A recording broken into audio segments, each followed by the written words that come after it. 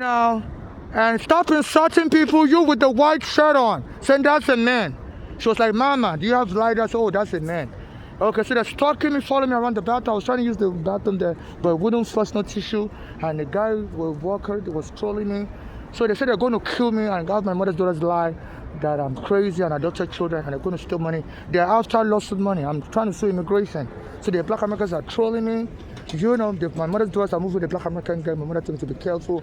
Their daughters are moving with the killer gang. They kill people for money. And they lured my mother to come to Tanzania to come stay with them. The daughters, me and my mother were homeless because the police took her home. And my mother was telling the daughters to just send her money. And they lured my mother to come to come get the money, $500. And they were beating my mother up. The daughters, one of them was married to a U.S. soldier who was punching my mother, black American U.S. soldier unit. So my mother flew back to New York in 2015 to come to the hospital to treat her injury and heart problem. And that was when the daughter showed up in the hospital in New York. My mother was like, who's giving this daughter information? And they must have put an air tag in my mother's bag. That's how those stalkers stalk you. And they showed up in the hospital Bellevue and told the hospital to lock my mother up in the mental ward. My mother speaks with a Nigerian accent, I don't speak with an American accent. So they say if you speak with a foreign accent, it's very easy to be framed up. So apparently that one with the white shirt on was trying to frame me up as crazy. I was bending down fixing my bag. I was like, Mama, you have a blood. I said, excuse me, I'm not your mama. Stop all these sexual words. I'm not a part of any surrogacy cult. And she was talking to someone on the phone, said, that's a man.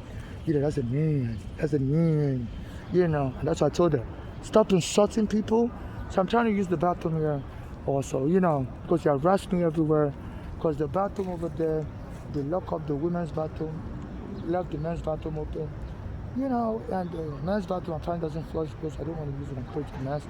So I'm trying to try the bathroom also. So this is the Battery Park, the 41 Castle Clinton. So they always harass me. It's a black American mob. So they're going to be killing Africans. And this Indian guy that became mayor, Mandani, said he's down with the black American culture. I've been reaching out to him and it doesn't help me. Apparently, he wants these black Americans to kill me. I saw him around this neighborhood. I tried to speak with him, he ignored me. And he went and did last year, he ignored me when he came out. I told him I was sending videos last year. It was the assemblyman and this Mandani. And he came by to Broadway where I told him I'd normally be looking for money. And he ignored me as I was trying to talk to him. And then this year he became mayor. In his inaugural speech, he was like saying he said he would never ignore a real New Yorker. So he was throwing a jab at me. He ignored me because he would say I speak with a fake American accent because I'm Nigerian.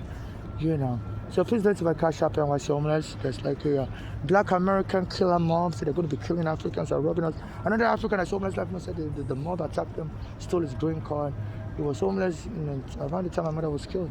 With some Senegal, stole his passport, so his green card. Also, this mob also got the police to arrest me and stole my green card, my passport. So they are stealing immigration documents for most Africans, stealing anything. I said they also want to steal my lawsuit money. I'm trying to sue immigration for arresting me wrongfully as a child. My mother brought me in 2000. So my mother said I was moving the killer gang. They already killed my mother. My father has been assassinated in Nigeria also. So they believe if I could be killed, the daughters will inherit my money and they will share with the killer gang and they're going to go online for their adopted children. So it's going to look like, why is my mother's daughter sharing money with people after I were to go killed? So they say this are going to launder money. So under no way or circumstance should any friend or family member administer my estate or inherit anything from my estate.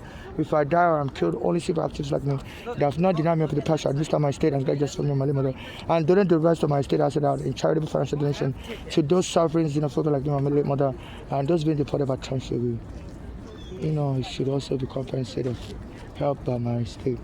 So they always try to me they're going to be given ticket, they're going to, so that's when I go to the bathroom, they can see the ticket.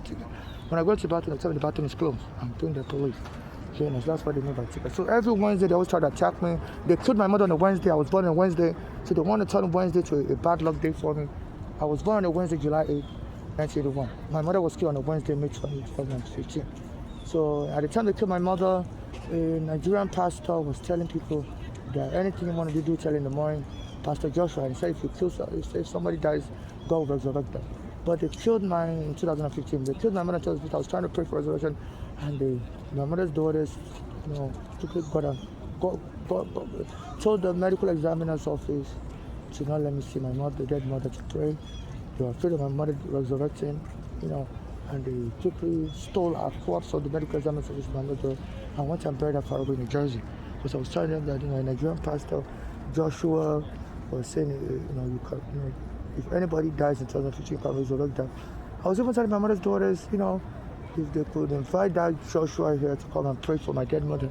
And when they heard me say that, they quickly went and snatched my mother's body and went and buried her in New Jersey.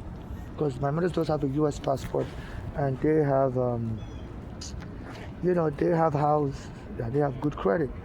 I was even telling them to try to send a message to that Pastor Joshua if they can invite him to come and pray for my dead mother, because he was predicting 2015 that if anybody dies, God told him if they're going to be resurrected, you should pray for the person. And my mother never contacted that Joshua. I was the only one that contacted that Joshua. I should pray for my dead mother. So this is how you know my mother's daughters killed her on purpose. My mother was saying Joshua trying to kill her. In 2015, I sent an email to the Joshua that my mother's just been killed. He should be praying for resurrection. I told my mother's daughters also that Joshua said my mother can resurrect. My mother's daughters never called on that Joshua to resurrect my mother. You okay? So that shows how much they love my mother. If you wouldn't even care for her to resurrect her.